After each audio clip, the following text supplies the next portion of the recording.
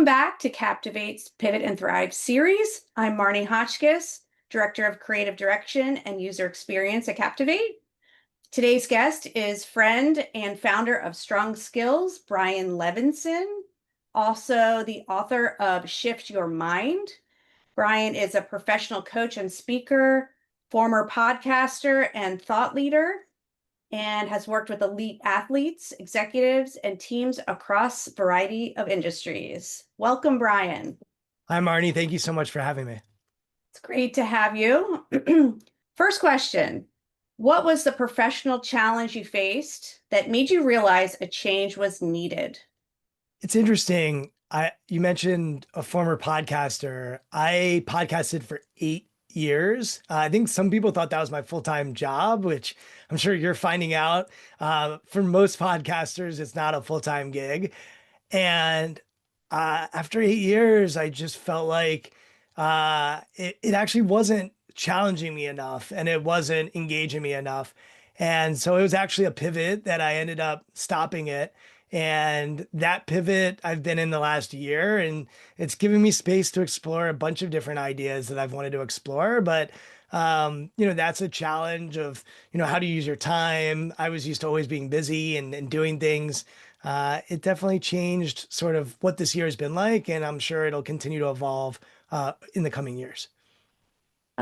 So I use the word quitting the podcast, but it's a word that's a negative word. So can you kind of lead into like why you called it that? So there's a book by a woman named Annie Duke. Annie is a professional poker player. She's fascinating.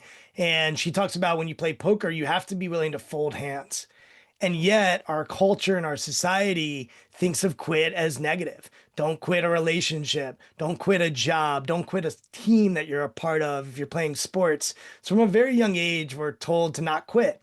And while I think gritting and staying with something for an extended period of time can be really helpful, and we can grow a lot from just experience and going through hard things, there's also a time to quit. And so I think it's very hard to pivot if you don't quit something.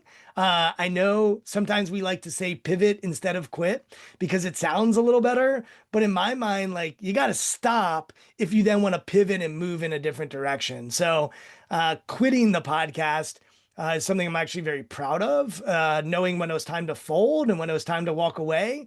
And now I feel like I'm singing a song, but is I think essential. So quitting to me, as I look at anything I've done in my career and my life, there was often some sort of quit that led to thriving, and I'm proud of quitting those things. Love that. Thank you. So how are you pivoting? What new opportunities or directions have opened up since making a change? Yeah, I mean, it's been a lot of brainstorming. It's been a lot of thinking. I would say the biggest tangible one is I work with a lot of individual clients who I love working with. And a lot of times I'll work with them for 5, 6 years, and we get to a point where they need help beyond them. So there's a lot of my offerings that are now being more, I wouldn't call them enterprise offerings, but more for an entire leadership team. So I coach executives, and I can get into my background in sports as well, which was also a bit of a pivot getting into the corporate world. But for this year, there's been more of an attention to how can I serve leadership teams and not just individuals. And I'm still working on that, and I'm still doing a lot of that. But that has been space that was given back to me from doing a weekly podcast, which required a ton of research and a ton of work. And I think I wouldn't have gotten to that space or place in my head if not for quitting the podcast. That's right.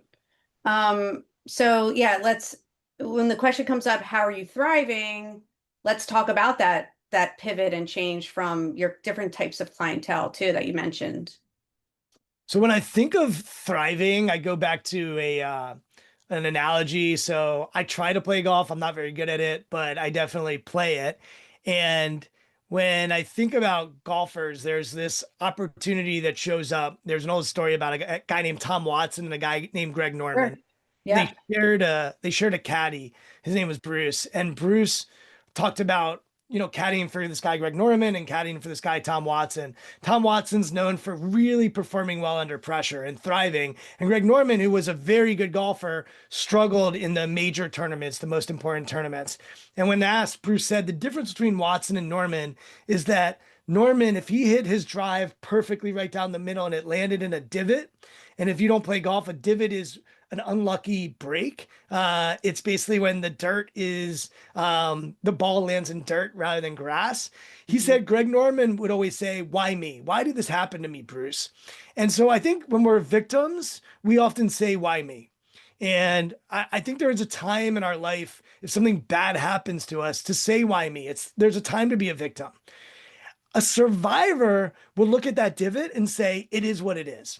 I'm in the divot. I'm going to survive this. It is what it is. I'm going to control what I can control. I'm going to do the best I can." And this is where Tom Watson comes in, because Bruce would say Tom Watson was a thriver. And a thriver will look at that divot and say, "Watch this."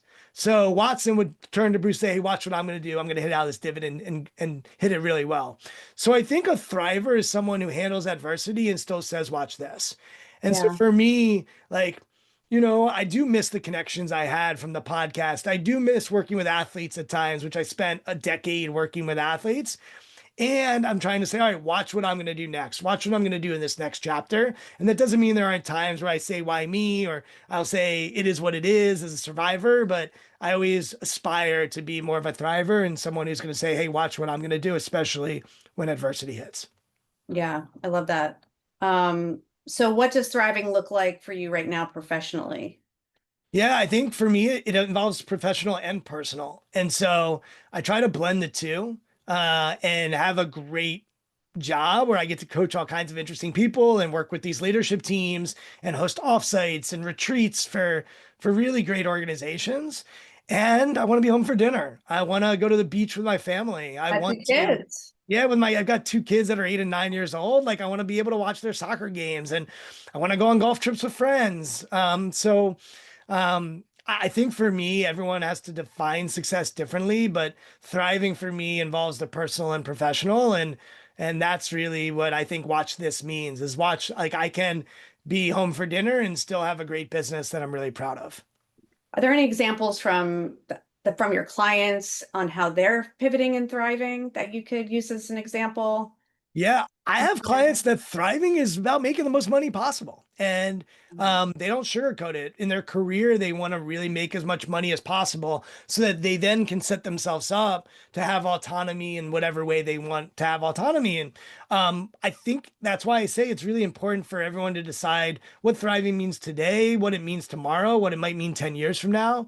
And so it varies. I have clients who say, "I'm good with where my business is and I want it to run on cruise control so that I can do whatever I want." I have clients who work for nonprofits and the mission it has a lot to do with what thriving looks like. It's not actually about them, but it's about the organization and what the organization is trying to do and serving a higher calling, so to speak. So I think sometimes we think that thriving is one thing, but watch this can mean different things to different people depending on what chapter of their life they're in and depending on how they define success. Right. So, advice for others. For those feeling stuck or afraid to make a shift, what advice do you offer? Anytime I hear the word advice, I think of like the best advice I ever got, which is to not give advice to people unless they ask for permission first. Mhm. And so, like, I'm always hesitant to give blanketed advice because I have no idea what someone's going through, where they come from, what success means to them. What I will say for me is what has worked is to put your head down, do great work, know what you're trying to do and what success means to you, and be willing to acknowledge when it's not working for you anymore. And I think too often we're not willing to pivot or quit or whatever word you want to assign to the change that might be needed. And so I'm proud of the times where I've moved in a different direction. I actually enjoy that process. And if you're someone who doesn't, maybe experiment, maybe dip your toe in the deep end, so to speak, and see what it's like to just add a little pivot, or maybe you don't have to quit completely, but maybe you can push back on something. And I want to be clear, like, because I know I've said the word quit a bunch in this conversation. Right. I love grit. I love like this idea of passion and perseverance for long-term goals. I love staying with things. 8 years of a podcast every week. That's almost, I had 399 episodes. Like I Amazing. was staying with it. Like when I wrote my book, it took 4.5 years of pure grit and discipline and stick-to-itiveness. So I don't want to denounce it or make it sound like things aren't hard and that we have to push through.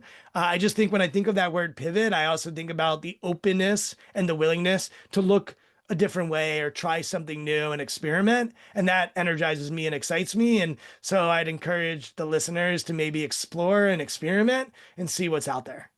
Absolutely. It was so great to talk to you today. Any other words of not advice, tips or tricks, or anything else you want to close with?